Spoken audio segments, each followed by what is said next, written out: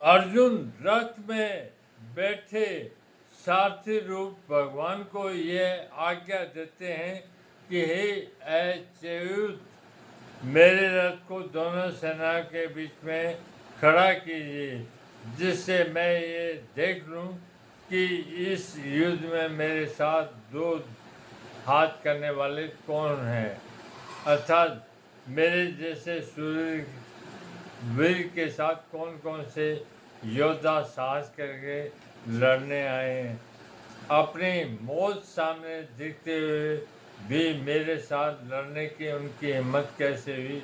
इस प्रकार जिस अर्जुन में युद्ध के लिए इतना उत्साह था, वीरता थी, वे ही अर्जुन दोनों सेनाओं में अपने कुटुंबियों को देखकर उनके मरने की आशंका से मोहग्रस्त होकर इतने शोकाकुल हो गए कि उनका शरीर शिथिल हो रहा है, मुख सूख रहा है, शरीर में कंपकपी आ रही है, रोंगटे खड़े हो रहे हैं, हाथ से धनुष गिर रहा है, त्वचा जल रही है, खड़े रहने की भी शक्ति नहीं रही और मन भी भ्रमित हो रहा है। कहाँ तो अर्जुन का है यह स्वभाव की न दैन्यम न पालनम, और कहाँ अर्जुन का कायरता के दोष से शोकविश होकर रथ के मध्य भाग में बैठ जाना।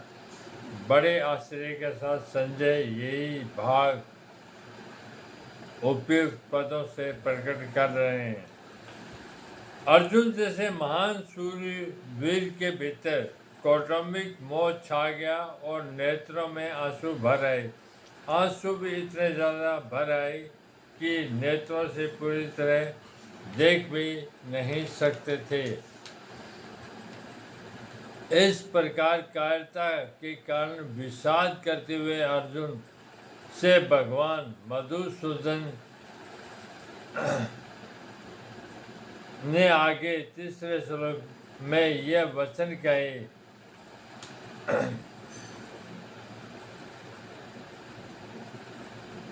भगवान का ये वचन, ये वाणी बड़ी विलक्षण है। अर्जुन में धर्म का बाना पहनकर जो कर्तव्य त्याग रूप बुराई आ गई, उस पर यह भगवत वाणी सीधा आघात करने पहुंचने वाली है। अर्जुन का युद्ध से उपराम होने का जो निर्णय था, उसमें खलबली मचा देने वाली है। अर्जुन को अपने दोष का ज्ञान कराकर अपने कल्याण की जिज्ञासा जागृत करा देने वाली है। इस गंभीर अर्थ वाली वाणी के प्रभाव से ही अर्जुन भगवान का शिष्य तत्व ग्रहण करके उनके शरण हो जाते हैं।